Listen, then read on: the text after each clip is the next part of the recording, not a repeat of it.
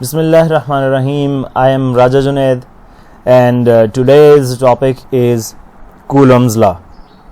इससे पहले लेक्चर में हम लोग इलेक्ट्रोस्टैटिक की फिर एक्सप्लेनेशन, उसके बाद टाइप्स ऑफ चार्जेस और चार्जेस की मुख्तलिफ टाइप्स को फिर हम लोगों ने एक्सप्लेन किया था। आज हम लोग जो डिस्कस करने वाले हैं वो है कूलम्स लॉ। तो आइए चलते हैं, बाकायदा तौर पे कूलम्स लॉ को स्टार्ट करते हैं और सबसे पहले इसकी डिफिनीशन को देखते हैं कि कूलम्स लॉ की स्टेटमेंट है क्या और ये हमें किस चीज़ के बारे में बताती है। अच्छा जी, तो कूलम्स लॉ की जो स्टेटमेंट है वो कहती है the magnitude of the force between two stationary point charges is directly proportional to the product of the magnitude of the charges and inversely proportional to the square of the distance between them and act along the line joining the two charges। अब ये जो statement है इसके हमारे पास दो parts बनते हैं। पहला पार्ट जो है वो यहाँ से स्टार्ट होता है, ये जहाँ पे मैं रेड से निशान लगा रहा हूँ, कहता है the magnitude of the forces between two stationary charges is directly proportional to the product of the magnitude of the charges. तो ये आ गया इसका पार्ट 1, ठीक है, ये इसका पहला पोर्शन आ गया। और फिर दूसरा यहां से स्टार्ट होता है and inversely proportional to the square of the distance between them, यहां तक। तो ये पहला पार्ट और दूसरा पार्ट जो है ये दोनों पार्ट मिल के स्टेटमेंट को पूरा करते हैं। अब हम लोग ये देखते हैं कि अगर ये दोनों पार्ट्स हैं तो इनके लिए हम लोग इक्वेशन कैसे बना सकते हैं, और थोड़ा सा चलते हैं इस कूलम्स लॉ की हिस्ट्री पे कि ये काम कैसे करता है।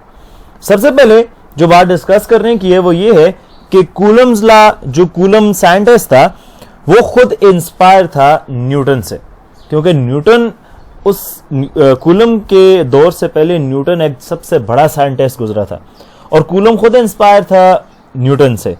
न्यूटन ने लॉ ऑफ यूनिवर्सल ग्रेविटेशन जब उसने डिराइव किया तो उसके लिए उसने इस्तेमाल किया था टॉर्जन बैलेंस, ठीक है, और वो टॉर्जन बैलेंस उसने इस्तेमाल किया था जो जी की वैल्यू है वो मालूम करने के लिए, मुख्तलिफ ऑब्जेक्ट के दरमियान में जो फोर्स ऑफ अट्रैक्शन मालूम करनी थी। अब कूलम्स क्योंकि उससे इंस्पायर था तो लिहाजा कूलम ने चार्जेस के लिए भी टॉर्जन बैलेंस का ही इस्तेमाल किया। मगर डिफरेंस ये था कि न्यूटन ने न्यूट्रल पार्टिकल के दरमियान में फोर्स ऑफ अट्रैक्शन, यानी कि दो पत्थर हैं तो उनके दरमियान में फोर्स ऑफ अट्रैक्शन क्या होगी, दो लकड़ी के पीसेस हैं उनके दरमियान में क्या होगी। तो क्योंकि जो ग्रेविटेशनल फोर्स है वो अट्रैक्टिव फोर्स है, वो रिपल्सिव नहीं है। मगर कूलम ने सिर्फ ये डिफरेंस किया, उसमें जो तब्दीली की वो ये की कि अब उसने जो बॉडीज रखी उनको चार्ज करके रखा, यानी कि एक को पॉजिटिव और एक को नेगेटिव। अब ये चार्ज कैसे क्रिएट हो सकते हैं, हमें एक सिंपल तरीका पता है कि फ्रिक्शन से चार्जेस क्रिएट हो सकते हैं।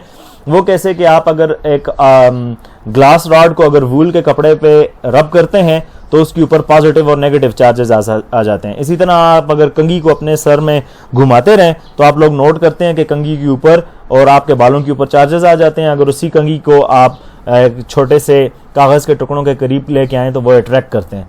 तो ये इलेक्ट्रोस्टैटिक की वजह से होता है। इस पे फिर इंशाल्लाह नेक्स्ट लेक्चर में बात करेंगे। अब यहां पे बार बार मैं नाम ले रहा हूं टॉर्जन बैलेंस का।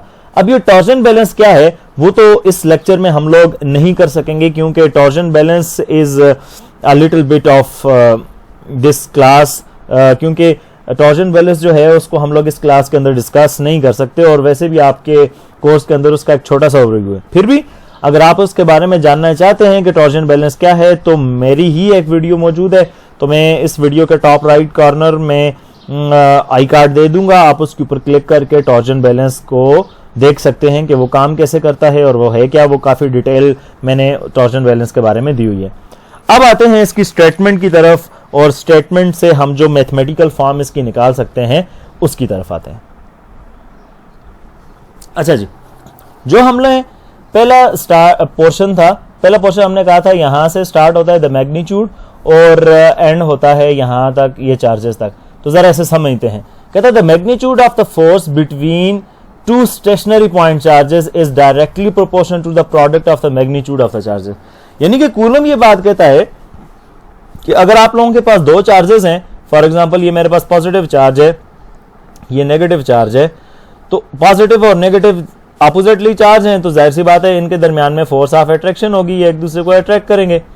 और अगर मेरे पास दो पॉजिटिव चार्जेस हैं तो ये एक दूसरे को रिपेल करेंगे, यानी कि ये इस तरफ जाएगा, ये इस तरफ जाएगा, मगर फोर्स इधर भी होगी और फोर्स इधर भी होगी, दोनों केसेस में फोर्सेस होंगी। वो ये कहता है ये जो फोर्स होगी उसको वो कहता है, तो हम इधर रिप्रेजेंट कर देते हैं इस फोर्स को F से। वो ये कहता है ये जो फोर्स है ये डायरेक्टली प्रोपोर्शनल है प्रोडक्ट ऑफ दीज चार्जेस के। तो फॉर एग्जांपल अगर ये जो पहले वाला केस है इसको मैं कहता हूं Q1, इसको मैं कहता हूं Q2, या इस वाले केस में भी इसको मैं कहता हूं Q1 और इसको मैं कहता हूं Q2, तो दोनों वो कहता है कि ये जो फोर्स है ये डायरेक्टली प्रोपोर्शनल है इन दोनों चार्जेस के मैग्नीट्यूड के प्रोडक्ट के, यानी कि Q1 मल्टीप्लाई बाय Q2। तो मैं लिख सकता हूं Q1 मल्टीप्लाई बाय Q2, तो यानी कि इन दोनों का मैंने प्रोडक्ट लिया और ये डायरेक्टली प्रोपोर्शनल है F के। अब डायरेक्टली प्रोपोर्शनल का क्या मतलब है? डायरेक्टली प्रोपोर्शनल का मतलब ये है कि एक चीज बढ़े तो दूसरी चीज भी बढ़ जाए। तो फॉर एग्जांपल अगर ये वाला जो चार्ज है जिसे अभी मैं शेड कर रहा हूं, इसके मैग्नीट्यूड को हम बढ़ा दें और इस चार्ज के मैग्नीट्यूड को भी बढ़ा दें तो फोर्स का मैग्नीट्यूड भी बढ़ जाएगा, और इनको अगर हम लोग कम कर दें तो फोर्स का मैग्नीट्यूड भी कम हो जाएगा, यानी एक चीज बढ़े तो दूसरी भी बढ़े, एक चीज कम हो तो दूसरी भी कम हो, तो इसे हम लोग बोलते हैं डायरेक्ट रिलेशन। ठीक है, तो ये डायरेक्टली प्रोपोर्शनल था। अब आते हैं हम लोग सेकंड पार्ट पे और सेकंड पार्ट को देखते हैं कि सेकंड पार्ट क्या कह रहा है। सेकंड पार्ट वो कह रहा है कि and inversely proportional to the square of the distance between them. अब इनके दरमियान में अगर मेरे पास जो डिस्टेंस है वो अगर मैं यहां पे रेड से बना लूं तो यहां से लेके यहां तक ये जो डिस्टेंस आ रहा है मेरे पास, इसे मैं नाम दे दूं अगर फॉर एग्जांपल R का, यहां से ऐसे, यहां से ऐसे, और यहां पे भी यही डिस्टेंस अगर फॉर एग्जांपल मैं R ही कह दूं, ठीक है, इस तरफ भी और इस तरफ भी, तो वो ये कहता है कि इसके स्क्वायर के इनवर्सली प्रोपोर्शनल है। यानी कि अगर मैं यहां पे लिखूं तो मैं यही फोर्स जो है वो इनवर्सली प्रोपोर्शनल है 1 डिवाइडेड बाय R स्क्वायर। देखें यहां पे कहा inversely proportional to the square, तो स्क्वायर ऑफ डिस्टेंस, तो डिस्टेंस हमारे पास R था और उसका स्क्वायर है और उसके इनवर्सली प्रोपोर्शनल है। ये बात याद रखें, इनवर्सली प्रोपोर्शनल को हमेशा आप लोग 1 बाय समथिंग की फॉर्म में लिखते हैं। अब R लिखना था तो हमने 1 बाय R और उसका स्क्वायर था तो हम लोगों ने लिखा, तो जब भी 1 बाय इस तरह की फॉर्म में लिखा जाएगा तो उसका मतलब होगा कि इनवर्सली। अब इनवर्सली प्रोपोर्शनल किसे कहते हैं? इनवर्सली प्रोपोर्शनल का मतलब ये है कि एक चीज बढ़े तो दूसरी कम हो जाए, या पहली बढ़ जाए तो दूसरी कम हो जाए। तो इसका मतलब ये है कि इनका इनवर्स रिलेशन है, एक बढ़ती है दूसरी कम होती है। अब इसमें यहां पे देखते हैं तो हम लोगों को तो ये जनरल एनालॉजी वैसे भी पता है, मैग्नेट्स के दरमियान भी हम लोगों ने देखा, दो मैग्नेट्स को आप लोग करीब लाते हो तो उनके दरमियान में फोर्स ऑफ अट्रैक्शन बढ़ जाती है, और जब दूर रह के जा रहे होते तो फोर्स ऑफ अट्रैक्शन कम हो जाती है। यहां पे भी यही होगा। वो ये कह रहा है कि यहां पे ये जो R डिस्टेंस है ये अगर कम होगा तो फोर्स ज्यादा होगी, और अगर ये ज्यादा होगा तो फोर्स कम होगी, तो इस वजह से ये इनवर्स रिलेशन हमें यहां पे देखने को मिल रहा है। तो अब मैं इस इक्वेशन को नाम दे देता हूं इक्वेशन 1 का, और इस इक्वेशन को नाम दे देता हूं इक्वेशन 2 का। अब ये इक्वेशन 1 और इक्वेशन 2 हम लोगों के पास आ गई। अब मैं इन दोनों इक्वेशंस को कंबाइन कर लेता हूं, तो मैं लिखता हूं कंबाइनिंग 1 एंड 2। जब इनको कंबाइन करेंगे तो उस तरफ है F, तो ये दोनों एक इस तरह कंबाइन हो जाएंगे और ये आ जाएगा Q1 Q2 divided bye R square. ठीक है, अब मजीद आगे चलते हैं। अब देखें यहां पे साइन ऑफ प्रोपोर्शनैलिटी है, और जब भी हम लोग साइन ऑफ प्रोपोर्शनैलिटी को हटाते हैं इक्वल टू लगाते हैं और कांस्टेंट ऑफ प्रोपोर्शनैलिटी लगाते हैं। तो यहां पे मैंने लिखा F इक्वल टू डाला, कांस्टेंट ऑफ प्रोपोर्शनैलिटी डाला के Q1 Q2 divided bye R square. अब ये इक्वेशन, इसको मैं नाम दे देता हूं इक्वेशन A, और ये जो इक्वेशन था ये कूलम्स लॉ की इक्वेशन का फाइनल रिजल्ट था। अब ये जो फाइनल रिजल्ट है इसके अंदर ये K क्या चीज है, जरा इस K को हम लोग देख लेते हैं। अब ये जो K है ये आप लोगों के पास कांस्टेंट है, और कांस्टेंट कौन सा है? कांस्टेंट ऑफ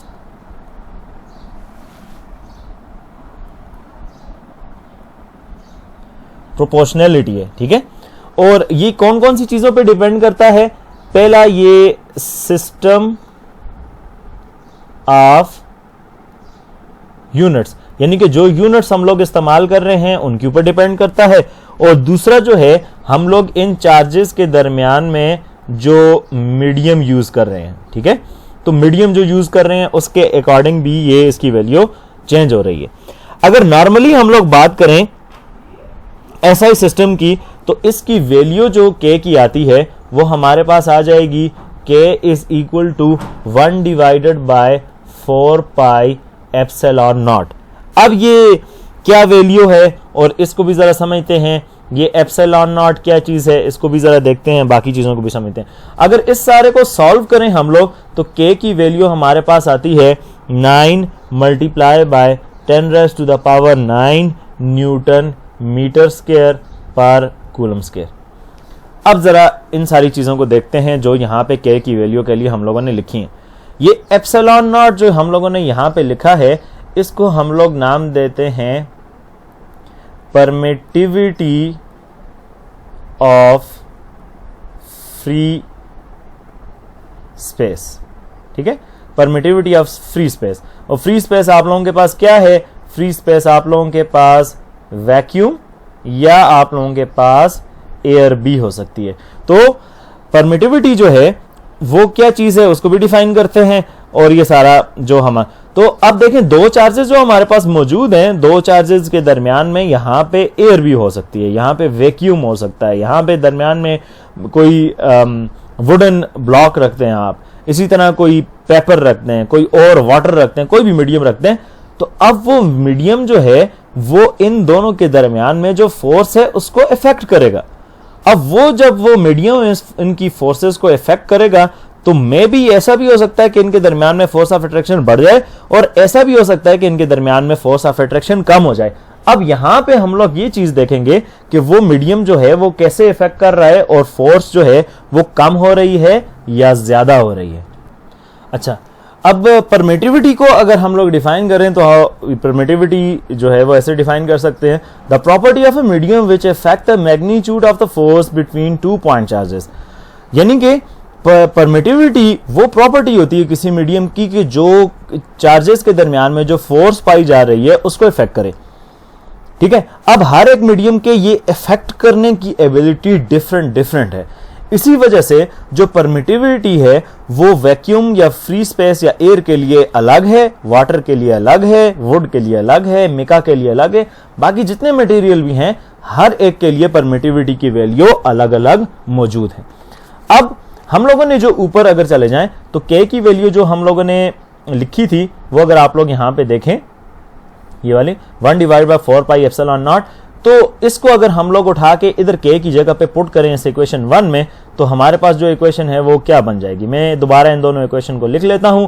हमारे पास इक्वेशन आई थी F इजिकल टू के Q1 Q2 divided by R square और के की वैल्यू हमारे पास आई थी 1 divided by 4 pi epsilon not.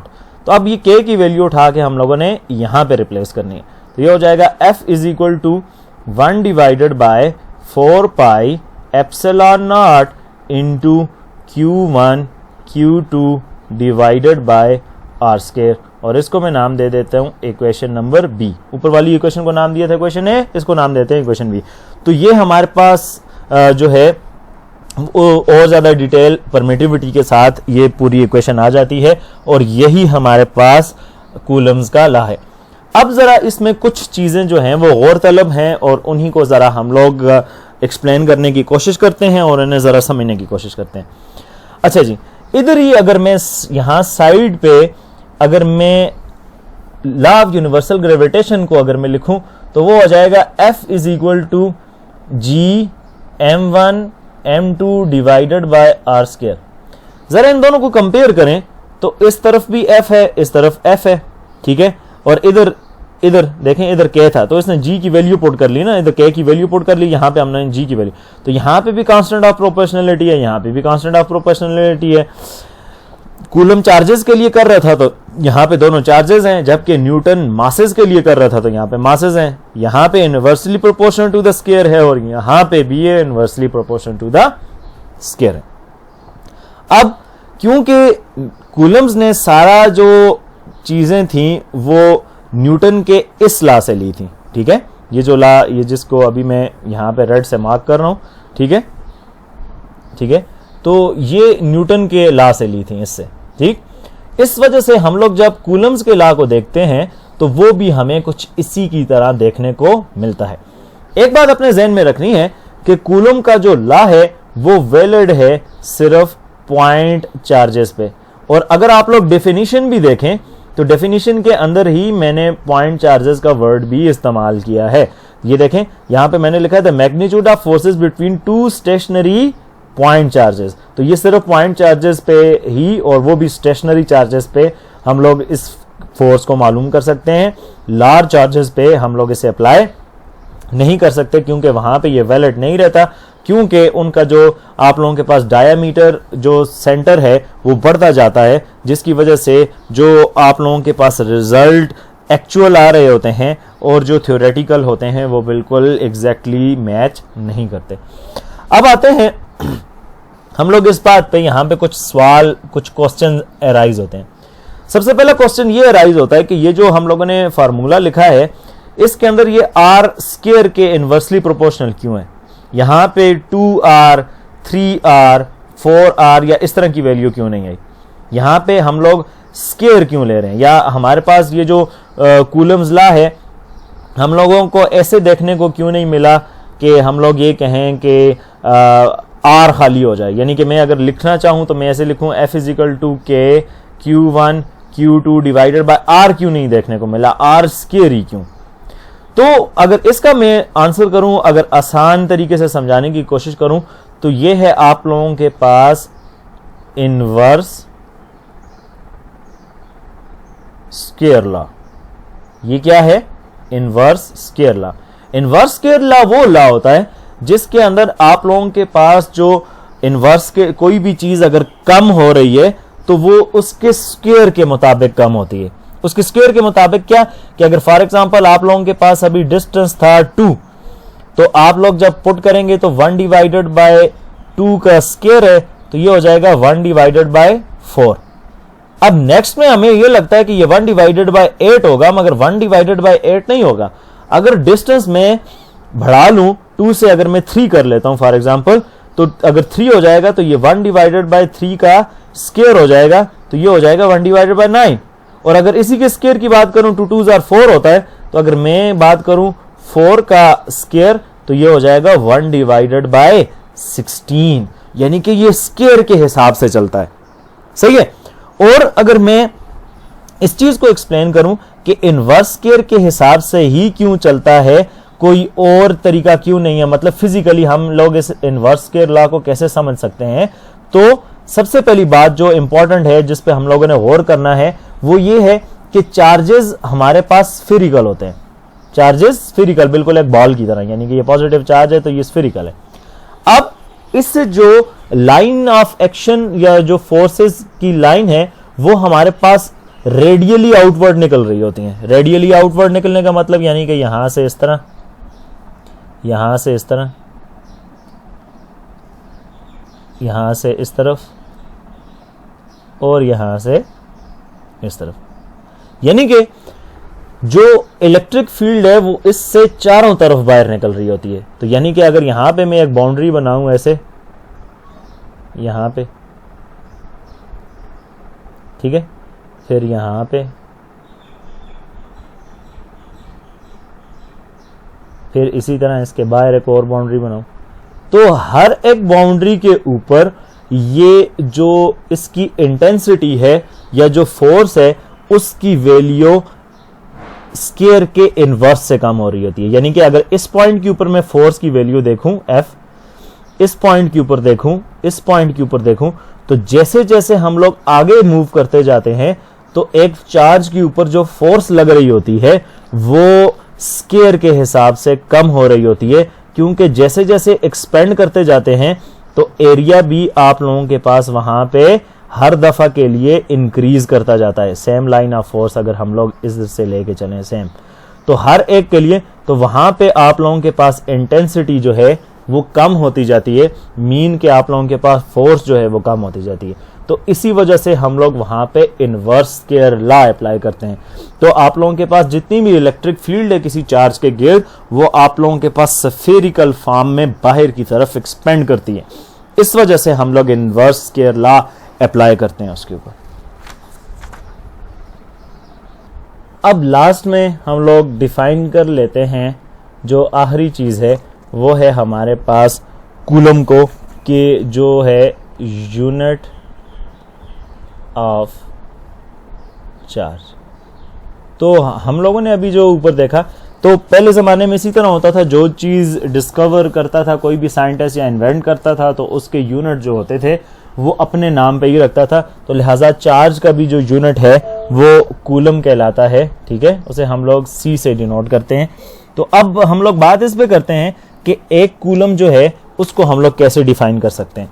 तो एक कूलम को हम लोग डिफाइन करेंगे तो हम लोग ये कहेंगे, 1 coulomb is defined as the charge which when placed at rest at a distance of 1 meter in air or vacuum from an equal and similar charge, repel or attract it with a force of 9 into 10 raised to the power 9। दोबारा से देख लेते हैं।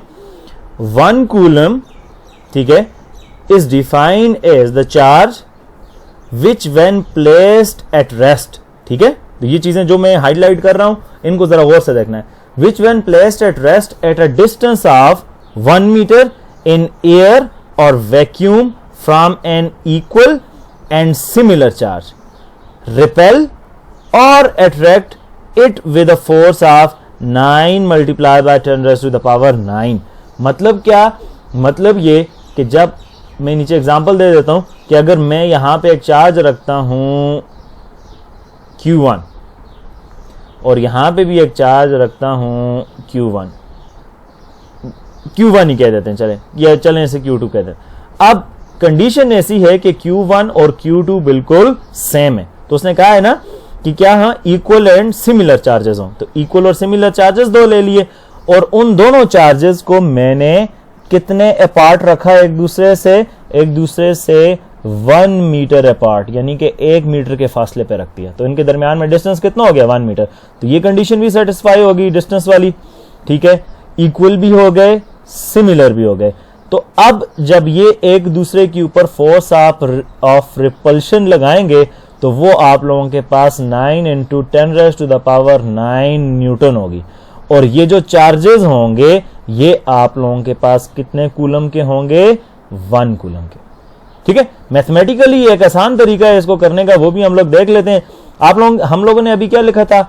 F is equal to के Q1 Q2 divided bye R square, ठीक है। तो हम लोगों ने क्या करना है? सिंपल सा काम करना है कि हम लोगों ने कहा कि 1 कूलम चार्ज, तो यहाँ पे हर एक जगह पे यहाँ पे इस तरफ हम लोग 1 पुट कर देंगे, सिर्फ के को छोड़ के, क्योंकि के का हमें पता है 9 into 10 raised to the power 9 newton है, ठीक है। तो F जो फोर्स है वो हमारे पास अब के की जगह पे हम लोग पुट करते हैं 9 into 10 raised to the power 9 newton, ठीक है, न्यूटन मीटर स्क्वायर पर कूलम स्क्वायर, ठीक है। तो ये आ जाएगा न्यूटन मीटर स्क्वायर पर कूलम स्क्वायर, तो बस सिर्फ 9 into 10 raised to the power. चलें ऐसा करते हैं, तो अगर मैं इसकी वैल्यू पुट करूं तो ये हो जाएगा F is equal to 9 into 10 raised to the power 9, Q1 की जगह पे भी 1, Q2 की जगह पे भी 1 और R की जगह पे भी 1।